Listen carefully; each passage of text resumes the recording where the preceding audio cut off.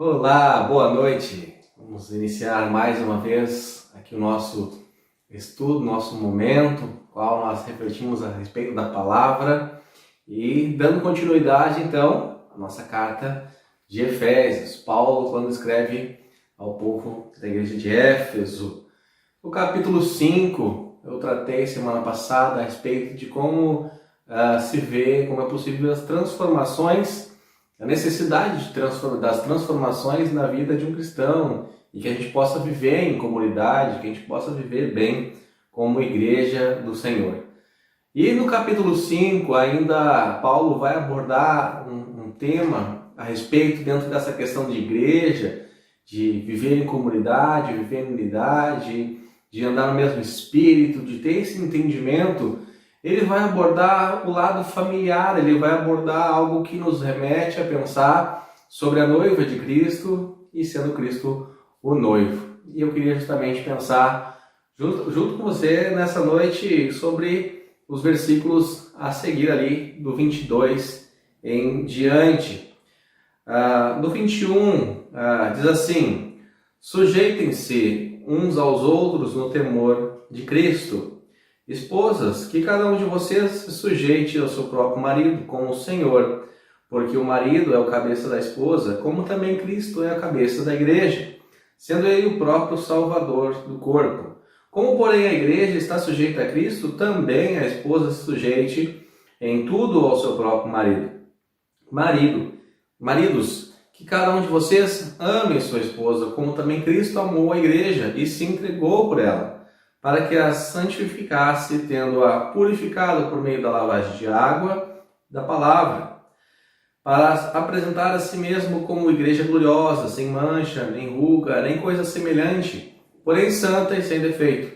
Assim também o marido deve amar a sua esposa como ama o próprio corpo. Quem ama a esposa ama a si mesmo, porque ninguém jamais odiou o seu próprio corpo. Ao contrário, o alimenta e cuida dele, como também Cristo faz com a igreja, porque somos membros do seu corpo.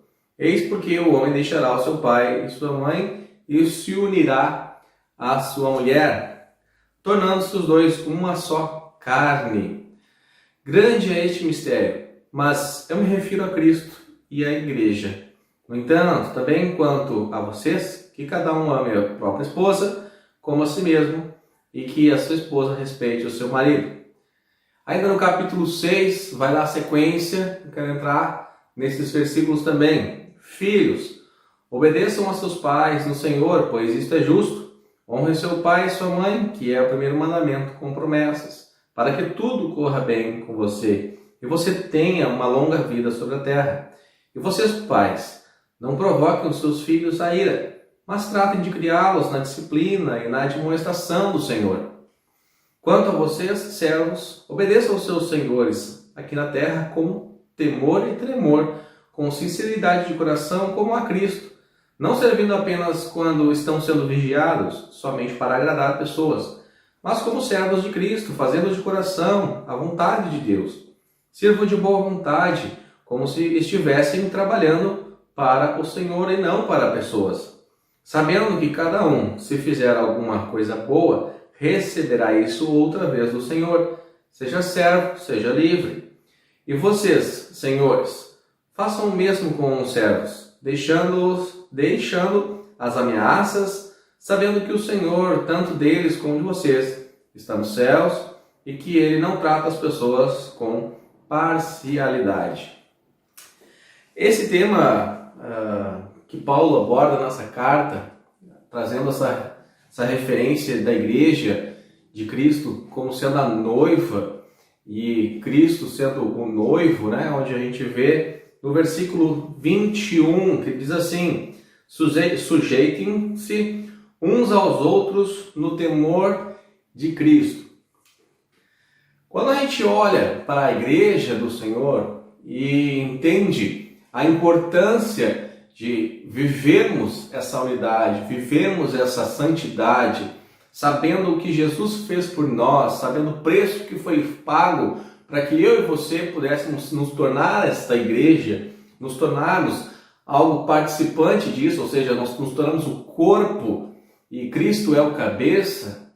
Ou seja, nós nos remetemos ao Senhor, nós olhamos para o Senhor como Ele sendo o nosso Senhor, como sendo o principal relacionamento que a gente precisa ter nas nossas vidas. E o casamento, o relacionamento com o esposo, com a esposa, né, com os cônjuges, com os filhos, com o empregado, com o patrão, é uma situação de relacionamento também, onde Paulo vai trazer como exemplo que é tão importante quanto obedecer a Deus, que é acima de todas as coisas, é a forma como Jesus resume aí os mandamentos: ame a Deus sobre todas as coisas e a Jesus, ao seu próximo, como você mesmo. Ou seja, é uma importância muito maior que é dada a Deus quanto à nossa vida, quanto aos nossos desejos, aos nossos planos, porque acima de todas as coisas precisamos amar a Deus e, igualmente, nós precisamos amar ao nosso próximo. E quando fala-se de próximo, é das pessoas com quem nós nos relacionamos.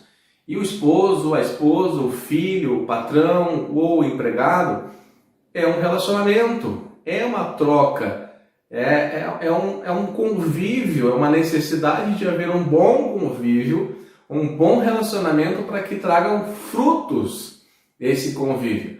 Por exemplo, nosso convívio, no nosso relacionamento com Jesus, os frutos disso são as bênçãos, são o cuidado, mas principalmente a salvação, porque em Cristo Jesus nós recebemos a salvação.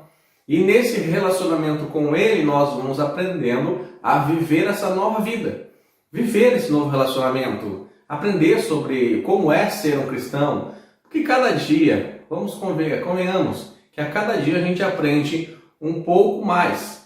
E no relacionamento conjugal não é diferente. A cada dia a gente percebe que a gente, por mais que a gente faça planos, faça escolhas, às vezes a gente diz, né, faça uma lista lá de como você quer que seja o seu esposo, como você quer que seja a sua esposa. Fazemos planos, você pode fazer até um interrogatório antes, perguntar para as pessoas com quem você vai se relacionar. Talvez você faça ali jejum, oração de 40 dias e tanto tempo, você ainda vai se casar ou com seu esposo, com a sua esposa, e essa pessoa vai se decepcionar em algum momento. Só que a questão toda é como a gente vai lidar com essa questão, porque a gente está lidando com pessoas, nós somos falhos. Lá em Tiago, o apóstolo Tiago deixa muito claro isso, lá no capítulo 3, versículo 2, quando ele diz: porque todos tropeçamos em muitas coisas. Olha lá, quando ele fala a respeito da necessidade de nós aprendermos a dominar a língua, né? Um língua, um órgão tão pequeno e que causa tantas coisas ruins, ou então coisas boas, né? Então porque todos tropeçamos em muitas coisas. Então, quando você entra num relacionamento, você pode ter certeza que em algum momento você vai ter que perdoar ou então buscar o perdão, porque nós falhamos, assim como o cônjuge vai falhar, assim como os filhos vão falhar. Mas isso não justifica o nós cancelarmos um relacionamento, cortarmos um relacionamento com essa pessoa. O filho, por exemplo, vê o proceder de um pai o dia inteiro sendo um mau pai, uma mãe ruim, totalmente desatenta, e aí no final do dia esse filho ele vai dizer assim: porque você agiu assim, porque você não me respeitou, eu vou cortar relacionamentos com você e eu nunca mais vou falar com você. Não é assim que funciona, né? Jesus, ele não faz acepção de pessoas, ele não faz menção em nenhum momento, né? Paulo não faz em nenhum momento menção no formato de como vai ser esse relacionamento do marido e da mulher. Ele fala sobre uma submissão. E submissão é uma questão de estar sob uma missão, é ter uma missão de viver um relacionamento com uma pessoa diferente. São pensamentos diferentes que se juntam e vão viver juntos, vão aprender juntos. Então há uma necessidade muito grande de aprender a ouvir mais do que falar. Então é necessário às vezes, refrear a língua, de controlar os impulsos que nós temos naturais, de muitas vezes de julgar, de acusar, e olhar para aquilo que o Senhor nos mostra, que nós precisamos amar. Porque no momento que você age com amor, você constrange. No momento que você age com exemplo, você multiplica aí na sua vida, com as pessoas com quem você se relaciona, o amor, a graça e o perdão de Jesus. E isso vai fazer com que as pessoas repensem como elas vão te tratar, como elas vão lidar com cada situação e até mesmo no momento onde você falhar, porque ninguém está livre de falhar, para que eles possam te perdoar também. Então, a gente pensa sempre assim, aquilo que eu não quero para que com os outros, que os outros façam comigo, eu não faço para os outros. Então eu preciso, é a questão do bom relacionamento. E na vida cristã não é diferente. Nosso relacionamento com o noivo, né, que é Jesus Cristo, nós como igreja, nós somos lavados, nós somos purificados pelo lavar das águas, ou seja, pelo batismo. Todo aquele que é cristão, que já se entregou ao Senhor, passa pelo batismo, está lavado, está redimido já pelo sangue, na salvação que Cristo nos traz através da sua morte, da sua ressurreição, do crer nessa ação tão poderosa de Deus através da crucificação. Um gesto de amor, de entrega, mas uma forma de reconciliar. Então, se Deus tem todo um projeto de reconciliamento, então por que nós vamos ser aqueles que vão dar de contra isso? Vamos ir contrários a essa vontade de Deus, que é de andarmos juntos, de andarmos unidos, de ter bons relacionamentos, tanto o marido com a mulher, filhos com os pais, pais com os filhos, os empregados com os seus patrões e os patrões com os seus empregados. Então eu espero que você possa ter entendido essa parte da carta de forma prática, porque muitas vezes a gente procura teorias, procura explicações, procura embasamentos, procura justificativas, ou então muitas vezes defesas para dizer assim, por que a mulher tem que ser submissa ao marido? Quer dizer que a mulher não pode falar, que a mulher tem que fechar a boca, tem que ficar calada? Não, não é isso. A mulher sábia, ela edifica a casa. O Provérbios fala sobre isso. Que a mulher que é sábia, que tem entendimento, que sabe ter prudência, sabe ter calma para resolver as coisas, ela vai edificar o lar, ela vai poder manter um bom relacionamento com seu esposo, com os seus filhos. Ela vai dar bom testemunho para seus filhos, para a vizinhança, enfim. É resultado, é a prática, é o ato de fazer a melhor escolha. E a melhor escolha sempre é olhar para aquilo que está escrito na palavra, é a nossa direção, é a nossa orientação. Então, por isso que a palavra de Deus fala sobre essa unidade da igreja. Paulo fala sobre essa unidade da igreja, assim como a unidade que é necessária no lar. Então, não existe casal perfeito, não existe família perfeita. Eu gosto muito de dizer lá na igreja que aqui na casa do pastor não é o céu, aqui não é perfeito, nós não somos perfeitos, eu tenho meus defeitos, a minha esposa tem, por que pareça, ela tem também os defeitos dela, meus filhos, né, Davi, Alice tem aí os defeitos dele, mas a gente se ama, porque a gente aprendeu a viver algo que é muito maior, que é muito mais relevante, que é entender que acima de todas as coisas existe um Deus que intercede por nós e que, sendo eu fiel ao meu Deus, e se eu quero ser realmente fiel ao meu Deus e demonstrar isso ao meu Senhor, por consequência eu vou ser fiel à minha esposa, porque eu não quero desagradar a Deus e por consequência se eu desagrado a Deus, a minha esposa, eu vou estar desagradando a Deus. Então, ou vice-versa, eu não quero desobedecer a Deus, eu não quero desagradar a minha esposa, mas eu entendo que em algum momento, se eu falhar, se eu errar, eu tenho o perdão do Senhor, mas dentro de casa também é necessário ter um relacionamento saudável, enfatizado numa comunicação aberta. Por exemplo, nós precisamos ter a noção da importância de uma comunicação, né? É necessário no casamento, já que estamos falando de casamento, uma comunicação aberta, onde eu possa falar dos meus defeitos, das minhas falhas e não ser julgado. Ao mesmo tempo, ouvir as falhas, as fraquezas ou os problemas da minha esposa e não julgá-la, mas começar a procurar algo que possa ajudar a ela e a mim, eu procurar coisas que possam me ajudar nos meus defeitos, para que eu possa melhorar, porque isso vai trazer um resultado no meu relacionamento que vai se tornar saudável. Eu vou poder dar exemplos para meus filhos e para as demais pessoas que vão ver frutos disso, do meu relacionamento com a minha esposa, relacionamento com meus filhos. Então o primeiro passo é reconhecer que nós temos falhas, você tem as suas falhas e você tem um caminho aberto, um canal aberto para poder falar dessas falhas.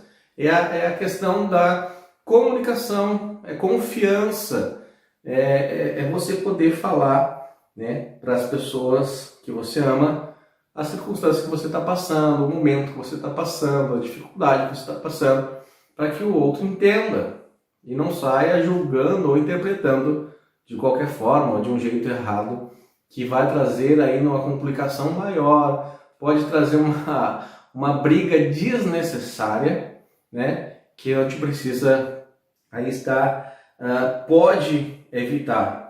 Outra situação também, os casais saudáveis têm um compromisso firme. Um casal saudável, uma família saudável tem um compromisso firme.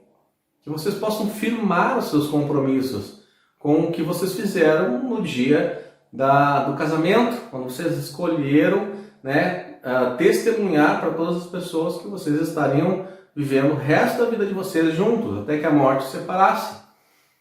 Só que no primeiro problema, nas primeiras circunstâncias difíceis, você já dá um passo para trás, como se não desse certo, como se fosse falhar já e nada mais tivesse solução. Então é necessário ter sabedoria, é necessário ter prudência e manter o compromisso firme, sabendo que, assim como o Tiago fala, todos nós cometemos problemas, nós todos cometemos falhas, nós vamos tropeçar. Se você já não fez, você vai fazer em algum momento tropeçar. Não estou dizendo que você vai tropeçar em algo totalmente sério, algo que seja imperdoável. Mas em algum momento ou outro você vai tropeçar, e eu vou tropeçar numa falta de comunicação, numa falta de informar alguma coisa. Então, essa necessidade principal ali quando eu falo da comunicação é primordial, porque onde há comunicação, há entendimento. E aí é mais fácil tornar esse compromisso se tornar firme, né? Cada vez mais firme. Agir com base na declaração exige então um compromisso aí resoluto, ficar permanente nesse compromisso. Casais saudáveis se perdoam com frequência. É necessário você ter um coração aberto, entendendo que o maior pecador sou eu e Jesus me perdoou. A condenação que estava sobre nós já não está mais a partir de Cristo. Quando morre na cruz, leva sobre si os nossos pecados.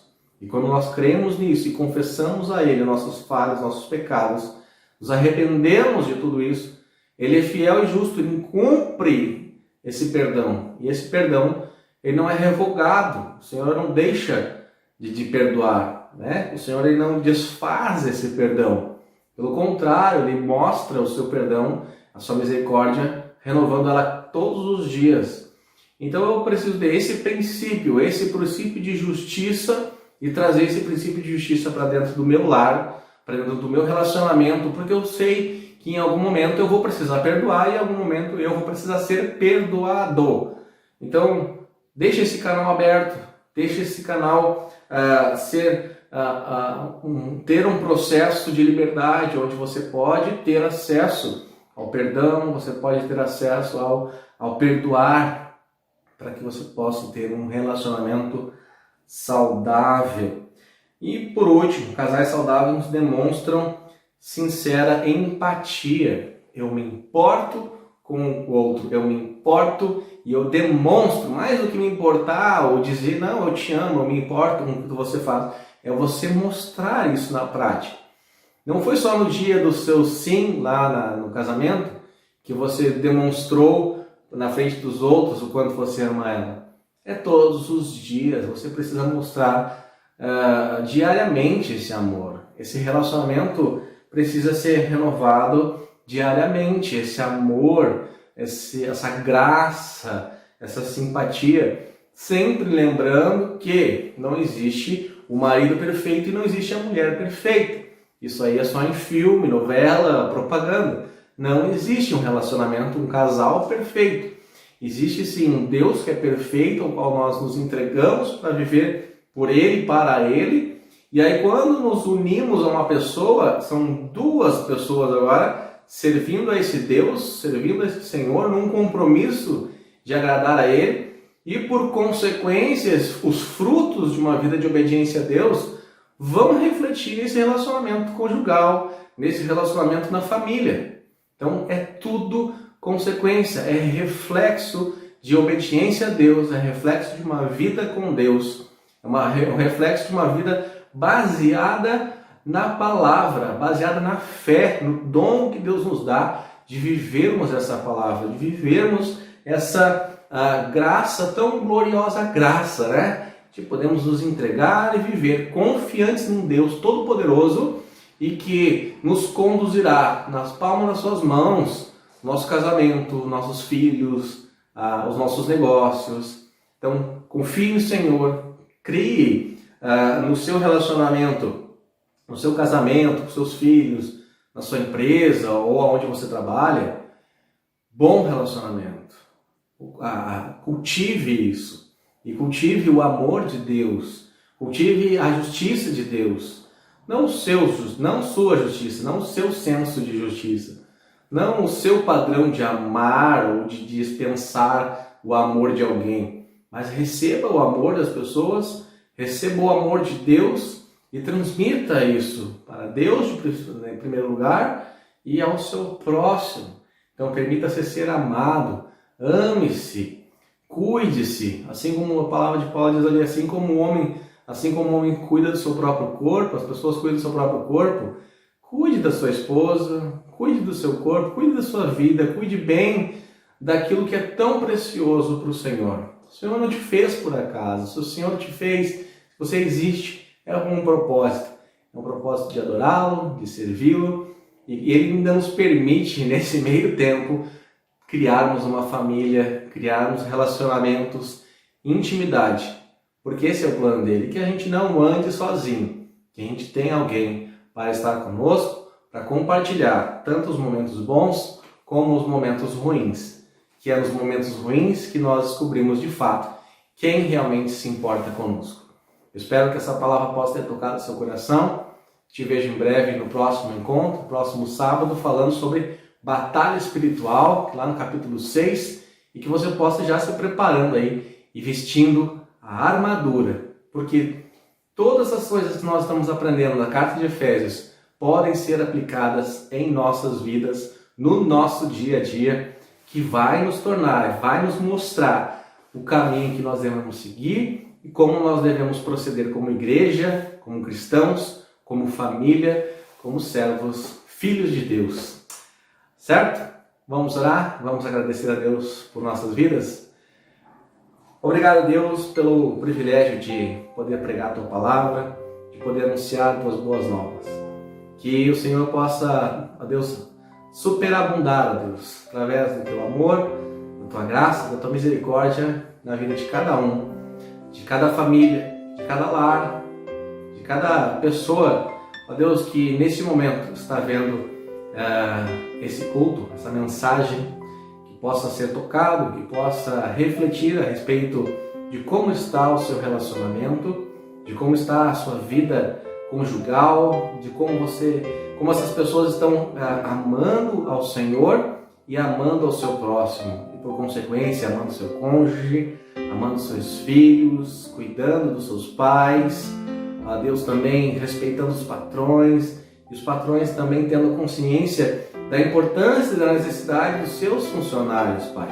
Sabendo que tudo, ó Deus, tudo que fizermos, não fazemos, ó Pai, para homens, mas precisamos pensar que estamos fazendo para o Senhor, para agradar ao Senhor, porque o Senhor é o princípio de todas as coisas. Oramos e agradecemos, ó Pai, com perdão dos meus pecados, ó Deus, colocando tudo em Tuas mãos, a vida de todas essas pessoas aqui, em nome de Jesus. Amém e amém. Obrigado aí pelo privilégio, que Deus abençoe, fique com você na sua casa, com a sua família e até o próximo encontro. Tchau!